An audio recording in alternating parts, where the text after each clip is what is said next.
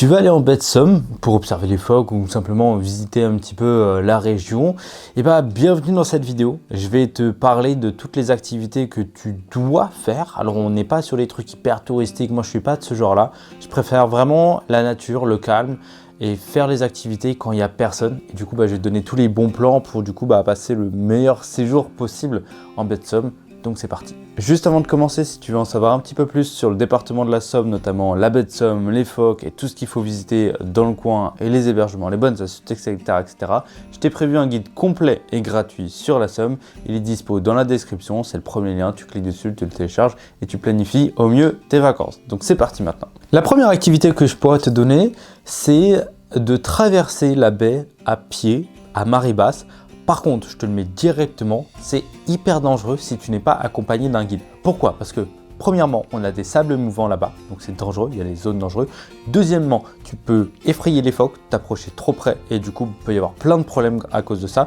C'est-à-dire qu'ils peuvent s'entretuer en se marchant dessus, ils peuvent abandonner leurs petits, ça leur procure du stress, enfin bref, c'est dégueulasse. Donc, ce que tu dois faire, c'est être accompagné d'un guide. Et en plus, tu as la marée qui monte et elle monte de 20 à 30 cm par seconde. C'est hyper violent. J'ai jamais vu une marée remonter aussi vite de ma vie. Donc c'est spectaculaire quand tu es vraiment à l'abri.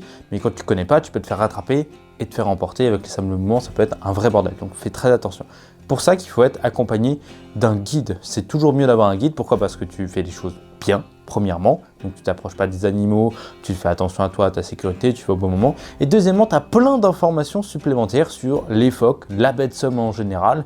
Et ça, je trouve que c'est un truc à faire, que ce soit solo, en couple ou même en groupe. La deuxième activité que tu peux faire, tu peux le faire aussi après ta balade dans la baie de Somme, c'est visiter Saint-Valery-sur-Somme. C'est une ville-village plus vraiment géographique, c'est-à-dire qu'il y a des falaises, etc. dans la ville. C'est très beau à voir, le quartier médiéval. C'est une ancienne ville, donc elle est chargée d'histoire. On a aussi la balade au bord de la baie et de la Somme. Ça, c'est un truc qui peut être très mignon à faire. On a aussi le plage et tout. Enfin, il y a plein de trucs à faire dans cette petite ville-là. Donc voilà, petite activité à faire. Troisième activité, c'est le train à vapeur de la baie de Somme. C'est un moyen de locomotion, un vrai moyen de locomotion qui relie les villes du Crotoy, Saint-Valery-sur-Somme, etc. Mais du coup, c'est un train à vapeur, donc ça peut être un truc super sympa à faire, un petit peu vintage, un petit peu truc qu'on n'a jamais fait, première expérience, pourquoi pas. Au lieu de prendre la voiture, ou même si tu n'as pas de moyen de locomotion, c'est mieux de prendre ce genre de truc-là, parce que c'est plus sympa. Certes, ça prend un petit peu plus de temps, mais c'est quand même sympa. Ça fait partie elle-même d'une activité, quoi. Et en plus, tu as tous les paysages et tout.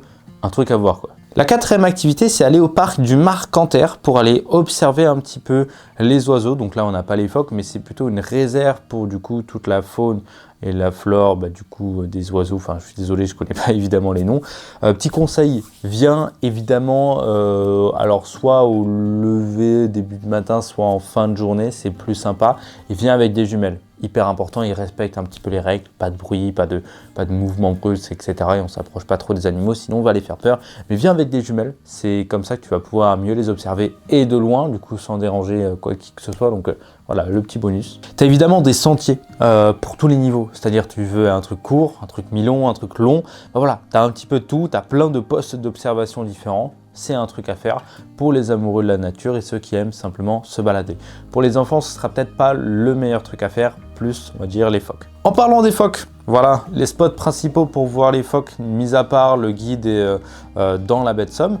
Moi j'ai trouvé qu'il y avait 3 endroits dans lesquels on pouvait voir un petit peu les phoques. Le premier c'est le Crotoy, mais ça vaut pas trop le coup. Enfin, c'est une ville à visiter, voilà, tu peux le faire. Et si tu as de la chance, tu verras les phoques.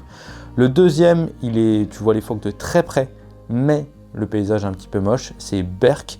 En gros, tu les vois vraiment à 25-30 mètres, les phoques. Ils ont l'habitude de nous et tout, donc ça va. Parce qu'il y a une sorte de rivière, un canal qui nous sépare entre nous deux. Donc ça, c'est plutôt pratique. Par contre, s'il y a du monde, ça peut très vite être blindé ce genre d'endroit. Il peut y avoir du bruit et s'il y a beaucoup de bruit, ça peut effrayer les phoques. Nous, en un moment, on y était là. Et d'un coup, ils se sont tous échappés. Il y avait une centaine d'individus qui couru dans l'eau. Donc ça a été un beau bordel. Donc il faut faire attention à ça. Mais le meilleur spot que j'ai eu, c'était à la Pointe du Hourdel. On y est retourné 3 fois, à 3 horaires différentes, en plein après-midi, le matin et en fin d'après-midi pour voir le coucher de soleil. Pourquoi c'est le meilleur spot? Parce que là, on est vraiment côté nature. Donc, tu te gares au parking, ensuite tu as 5 minutes de marche pour accéder à la pointe du Hourdel. Donc là, tu as la Somme qui passe devant toi, et donc les phoques ils sont plus loin, et il y a la Somme qui nous sépare, donc ça c'est vraiment bien. Ils sont plutôt près, mais il faut les voir à marée basse, ça c'est sûr, et à marée haute, en fait, ils commencent à remonter la marée, du coup tu les vois se balader un petit peu devant toi, nager et tout. C'est très sympa, c'est surtout très joli. Et aussi à la pointe du Hourdel, on a un point de vue. En fait, on peut monter, on monte peut-être de 10-15 mètres de haut. Et du coup, on a vraiment un point de vue sur toute la baie de Somme.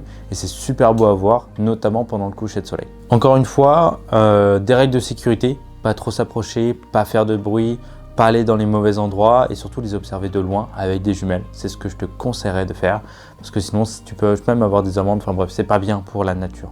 En gros. La 7e activité, et je crois que c'est la dernière, c'est de simplement faire une balade à vélo dans toute la baie. En fait, il y a des itinéraires, des pistes cyclables énormes en baie de Somme.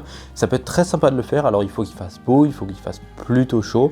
Mais voilà, ça peut être un truc sympa pour aller, par exemple, de Saint-Valery à la Pointe du Hourdel ou de Saint-Valery au Crotoy. Ça peut être sympa pour se balader, découvrir les paysages de la baie de Somme, mais plus chill, tu vois, au lieu de prendre la voiture et de rien voir du paysage, et bah à vélo, tu prends le temps de regarder, d'admirer et de profiter. Donc voilà pour cette vidéo. Si ça t'a plu, que tu as envie d'en savoir plus sur la Somme ou plus particulièrement la baie de Somme, je te laisse un guide complet et gratuit dans la description. C'est un guide avec tous les lieux que tu dois visiter, ce que tu dois voir, comment bien préparer ton voyage, les logements dans lesquels on a été, enfin bref, tous les trucs que tu dois savoir pour bien préparer ton voyage et passer de super vacances. C'est dispo dans la description, c'est complètement gratuit. Donc nous on se retrouve tout de suite de l'autre côté. Abonne-toi à la chaîne si ça t'a plu, si tu veux suivre notre aventure dans les voyages et d'autres conseils là-dessus.